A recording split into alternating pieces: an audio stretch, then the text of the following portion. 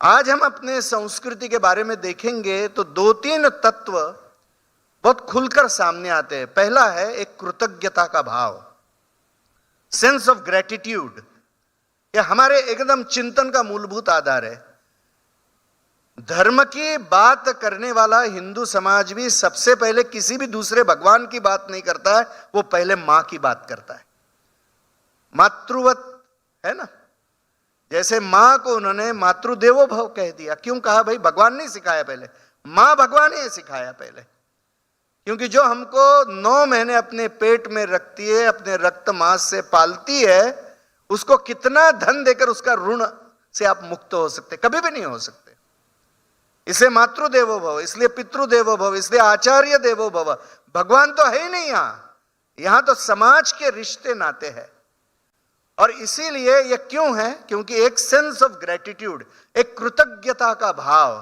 और जब यह नहीं होगा, यह कृतज्ञता का भाव नहीं होगा, तो मुझे पता नहीं यहां कितने वकील बैठे हैं, कोई बता सकेगा कि गोवा के फैमिली कोर्ट में प्रति वर्ष कितने नए केसेस आ रहे हैं। आज किसी भी बड़े शहर में जाएंगे तो फैमिली कोर्ट में few thousand cases, new cases. किसी भी भारत के जिले में जाएंगे तो 600-700 नए केसेस के बिना कोई फैमिली कोर्ट चल नहीं सकता है। तो हमारी पारिवारिक स्थिति क्या बन गई? यानी दूसरे की जरूरत नहीं, हम आपस में ही झगड़ रहे इतने। हमारे परिवार, रिश्तेदारियां, प्रॉपर्टी के लिए झगड़ रहे, छोटे छोटे विषयों के लिए झगड़ रहे। क्यों झगड़ रहे? क्योंकि परस्पर के संबंध में स्वार्थ जग गया।